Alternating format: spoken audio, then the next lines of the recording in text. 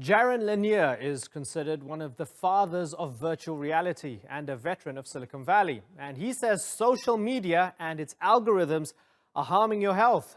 In his book, 10 Arguments for Deleting Your Social Media Accounts Right Now, Lanier contends that sites like Facebook and Twitter are dopamine farms that are reprogramming how you think and feel. He says they're also causing political instability and are changing the global economy for the worse. Well, joining me now from Seattle, Washington is computer scientist, inventor of VR. He's even a classical composer, Jaron Lanier. Good to have you on the program, Jaron. Tell me why we should unplug. Tell me why we should delete our social media accounts. Well, there are 10 reasons, okay? One reason is that scientific studies have shown that even though it's hard to delete your accounts, when you do, you get happier. You get more productive, you have more time. But that might be the least of the reasons. When a lot of people do, their society becomes better, it becomes more peaceful. People believe in facts more instead of silly conspiracy theories. What's amazing is that just this one technology seems to have made every layer of life worse. But since we're all addicted to it, it's hard to see that. Right. And so, full disclosure, one of the great perks of my job is that I can read a book and then come and talk to my team and say, hey, I read this book, it's fantastic, we should get the author on. That's exactly what happened with your book. I read it about a month ago. While I was reading it, it was actually, I posted my last tweet about a month ago. And I said, guys, this could be my last tweet because the book was so compelling. Your arguments were so strong, right? So I haven't tweeted in a month. I haven't gone onto Facebook. I haven't gone into my Instagram. I've left them idle. I haven't deleted them yet, but I found it really compelling. Now, I might be a convert. I don't know. I'm sort of in this in-between phase. I will agree that I've read more in the past month. I've read loads of books, and I've found, for me personally, I found my concentration back. I've been able to concentrate a bit better, right? Be that as it may, there's something a bit more nefarious that you talk about in the book. You talk about the fact that social media is manufacturing in a terrible way.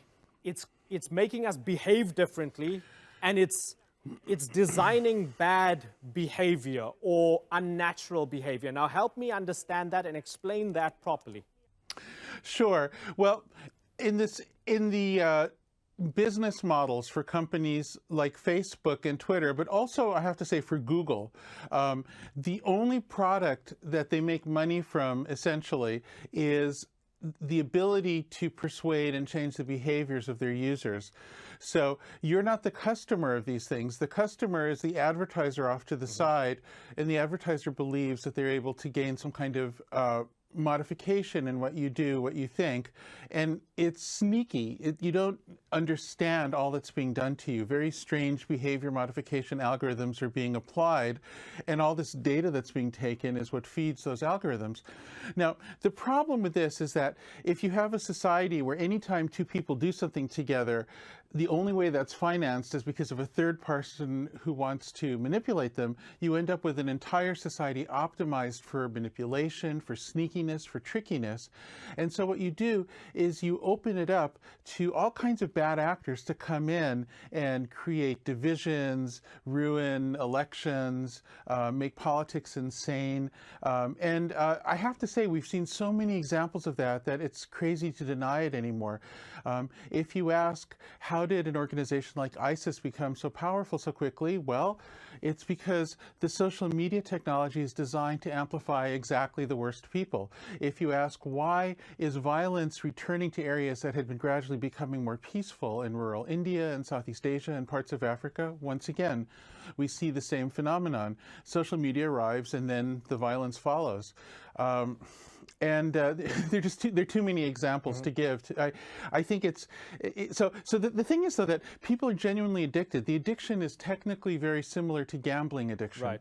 When somebody becomes addicted to gambling, they don't want to believe it. They think they're in control, but they're not. And so since everybody's addicted to this stuff, when you talk to them about it, it's very hard for them to understand because they're addicted. It's essentially a form of being hypnotized, but by a hypnotist who's working for somebody else. Right. It's a very strange situation. Okay, so we're addicted. That's fine. We get these dopamine hits from people liking our pouty selfies or, our posts of our kids or whatever, even if it's well-intentioned.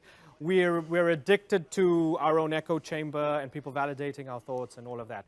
But on the other side of this, and this is a crucial point, whether it's Facebook or Twitter or Google and so on, are they deliberately, nefariously trying to modify our behavior and make us into bad, addicted people? Or is it just a byproduct of good intentions gone bad? This is a fascinating question. Okay, so the first president of Facebook, somebody named Sean Parker, now says that they understood they were intentionally doing something bad. But the thing is, I knew him at the time when Facebook was starting, and he was the president of it. And I really believe they didn't understand it, and it was good intentions gone bad. And so this leaves me with a mystery. Is he remembering himself as being more of an evil James Bond villain kind of a person because it's glamorous? I really, it's very hard to figure that out. I'm very confident that Jack Dorsey and the other people at Twitter did not realize they were doing something bad, and they were caught by surprise and now are having trouble figuring out what to do. And I think they're sincere. I also feel that's true about the Google people who I knew, and I actually sold a company to them when they were just starting. I believe that they did not understand the depth of the mistake they were making. I'm not sure if anybody fully did. But in the case of Facebook, maybe they did. At least some of them say they did. A lot of people just say, listen, I use Twitter for work and for keeping up with the news. I use Facebook and Instagram for friends and family and being sociable. What's the big deal? Aren't you a bit of an extremist, Jaron? Or even to me, like, what's wrong with you? Why are you taking yourself so seriously by unplugging, either by leaving it idle or by leaving altogether? So what? Just reduce the amount of time you spend on these things. What's wrong with you? Don't you have willpower? Don't they have a point? Well, the thing is that people aren't aware of most of what happens. Your immediate experience of using these tools might be quite positive. And indeed, from my perspective, this ability to connect with friends and all that sort of thing is just intrinsic to the internet. That's all good and that's all authentic. The main thing that goes on that I'm concerned about is something that you are by design not aware of, which is the modification of your own behavior, because it happens very sneakily and very subtly using the techniques of what's called behaviorism, a branch of science that studies how to change the behavior of organisms like people. And so, you know, what this is analogous to, for me, is in the past, society has faced problems where there was mass addiction. And even though everybody was addicted, and even though it was hard, we somehow were able to face up to it. And a very obvious example to me is cigarette smoking, which is greatly reduced, even though everybody used to smoke all the time everywhere. Another example is alcohol. We've had a campaign in most of the world to prevent people at least from driving drunk because it used to kill so many people. And actually that's worked, you know.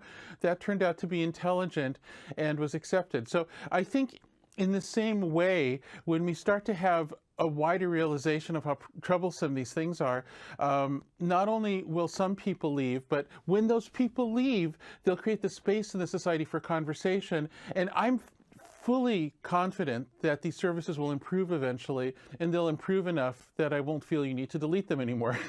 But right now, it really is important for the health of society for people to become aware of the degradation that's going on. For those who would say, well, if there are 1 billion people using a social media network and say 100 million of us stop posting that much and another 100 million delete, you still have 800 million people who are completely addicted and feeding the beast.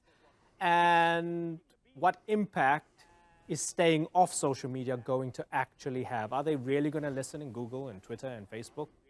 Even if only a minority of people become skeptics of the social media technologies and delete their accounts, that minority is enough to have the conversation. Look, here's the analogy I would make.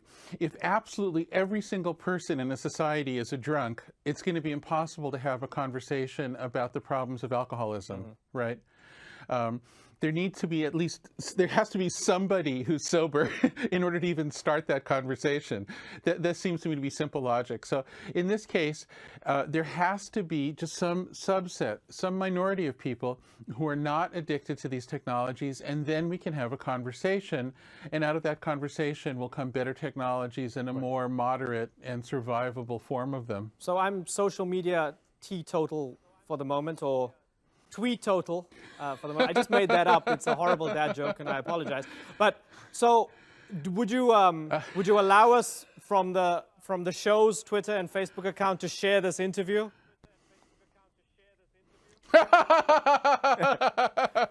Well, look, I'll tell you one thing. I never tell anybody else what to do. In fact, in the book, I'm very clear, and I repeat it many times. I don't know you, and for an individual, it might be that keeping their social media accounts is the right idea or whatever.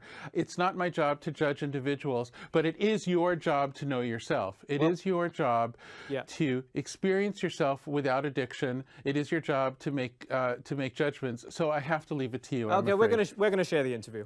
Jaron, it's been a pleasure talking to you.